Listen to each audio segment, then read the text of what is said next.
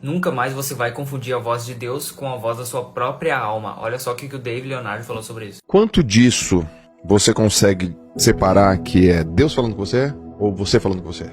Cara, muito bom. Temos mais uma boa pergunta que eu acho que nunca respondi. Você desenvolve sensores na sua vida espiritual, sabe? Quando você começa uma vida com Deus, você tá muito cru. Então meio que tudo parece que é Deus que tá falando com você. Tá bom. Você vê sinal em tudo, você vê recado em tudo, você acha que Deus está falando em todo o tempo. E por mais que Deus esteja falando com todo o tempo, nem sempre é com você. Tá bom. Sabe?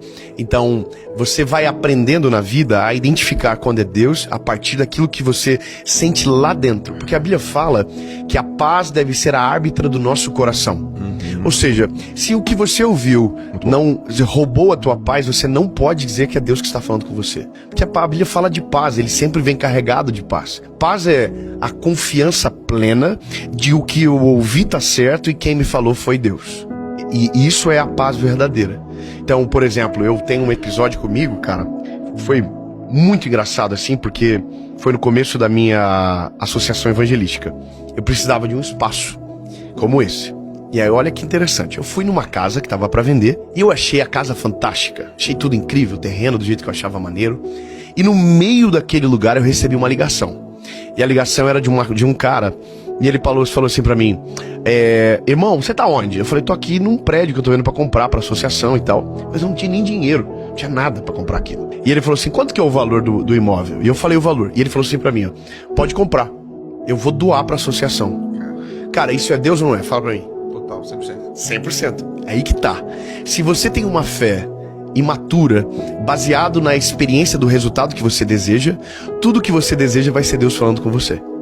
Esse é um perigo muito grande, porque daí você começa a confundir os teus sonhos com os sonhos de Deus. Não, eu quero muito, então é o que Deus quer pra mim. Não, nem sempre. Então, cara, na hora, o corretor tava na minha frente, eu falei pra ele, cara, ganhamos o terreno, a casa. E o corretor já foi empolgado e tal. E aí, beleza, ganhamos a casa. Falei, pô, obrigado, cara, ligo pra você depois pra gente conversar. Era uma casa bem no alto, assim, tinha como se fosse uma descida, assim, meio íngreme, até o portão. Quando eu cheguei na primeira esquina, foi engraçado, foi bem na esquina. Eu ouvi no meu coração uma voz que disse assim, você não vai me perguntar nada? Tipo assim, não faz sentido. Aqui a gente, não é Deus que tá falando comigo. Pô, é perfeito, cara.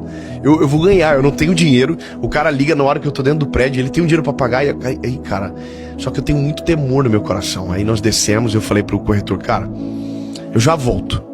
Aí eu atravessei a rua. Eu sou aquele cara meio doido, mano, que perde o filtro, assim, sabe? Eu dobrei o joelho no outro lado da rua, cara, na calçada. E aí eu fiz a oração que eu acho que Deus deve ter achado muito maneira. Porque eu não orei pedindo a vontade dele, eu orei tentando convencer ele que eu tava certo. E aí eu comecei a dizer, poxa Deus, olha que maravilhoso, olha que lindo, Jesus, a gente ganhou o recurso. Aí eu caí em si e falei, mas tá bom, Senhor, seguinte, eu quero que o Senhor me confirme em 24 horas. Se eu posso ter isso como meu, ou se o Senhor tem algo melhor e ainda a gente não sabe. Então, Senhor, eu quero saber se é sim ou se é não. Beleza, orei, fui pro outro lado da rua, o corretor tava me esperando, e aí? O que aconteceu? Eu falei, cara, fui orar, fui falar com Deus, e aí, se Deus falar comigo sim, é sim, se Deus falar comigo é não. Não é não. Aí ele perguntou a pergunta mais maravilhosa, e se Deus não falar nada? Aí eu falei, se Deus não me falar nada, eu não vou fazer nada. É a inércia dele, inércia minha. Não vou me mover sem uma direção. Resumindo, cara, passou as 24 horas, o corretor me ligou, e aí? Eu falei, não aconteceu nada. E você vai comprar? Não vou fazer nada. Fiquei super frustrado. Fui alugar um prédio lá, fui pagar aluguel, sendo que eu tinha ganho. Resumindo, 8 meses depois, esse cara era um golpista. E todos os imóveis que ele havia feito aquisição foram bloqueados judicialmente e colocados em leilão. A minha associação, que começou com uma imagem limpa, se eu não tivesse sido sensível à voz do Senhor, teria começado com uma história manchada.